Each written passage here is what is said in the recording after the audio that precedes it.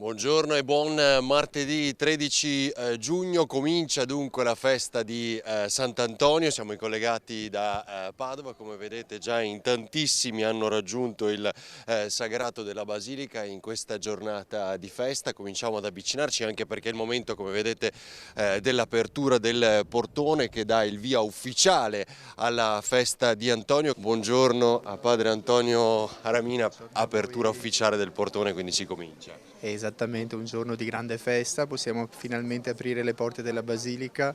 A noi piace leggerlo come un grande abbraccio che Sant'Antonio già sin dal primo mattino fa verso tutti i pellegrini che sono venuti qui da lui. E come ogni anno sono in tantissimi già qui. Posso chiedere a qualcuno da dove venite? Siete venuti a piedi? Siete venuti a piedi da dove? Da Cambroso di Codevigo. Cambroso di Codevigo. Quindi quanti chilometri li ha calcolati? Sì, Quanti sono? sono 23 chilometri giusti. 20. Piedi da Dolo, sì, Piedi da noi da Dolo. Dolo. Per essere i primi. 17, sì, da un po' di anni che ormai facciamo questa camminata, questo pellegrinaggio. Per partecipare alla prima Santa Messa. Esattamente, sì. E adesso sono partito dalla Madonna della Salute ieri pomeriggio e sono arrivato adesso. Qui non solo il padre rettore ma anche padre Giancarlo Zamengo, siete venuti a vedere l'infiorata?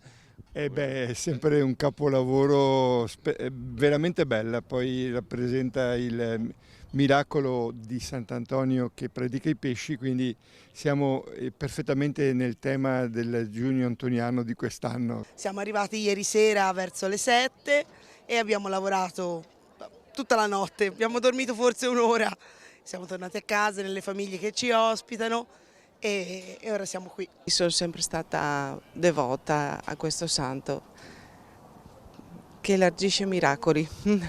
Da dove arrivate? Este. Este. Sì. Quindi avete fatto a piedi? 32 chilometri. Da Veggiano, sì, noi veniamo provincia di sempre. Padova. Padova, sì, sì. E come è venuto a piedi? No, sono venuto con rispetto con la moglie. E dov'è la moglie? Eccola. Venga qui moglie, venga qui. Noi veniamo sempre qui. Sì, veniamo ogni anno. E venite sempre alla prima messa? Sì, Beh, sono venuta, secondo prima, insomma. sono venuta per tanti anni a piedi, ma adesso Siamo in un luogo particolare, perché insomma molti di voi ricorderanno per esempio quella croce realizzata con i barconi e poi questa statua meravigliosa di Lorenzo Queen, figlio di Anthony Queen, che era devoto a Sant'Antonio. Proprio Lorenzo Quinn ha voluto realizzare questa bellissima rappresentazione di questo rapporto, questo legame che unisce Sant'Antonio al Signore attraverso di lui, quindi Sant'Antonio mediatore di grazie, questa mano che si tende verso chi viene qui in visita alla Basilica per aiutarci a incontrare poi il Signore nella nostra vita. Perché questa è la mano che viene stretta da molti fedeli o pellegrini, no, che magari arrivano qui nel chiostro.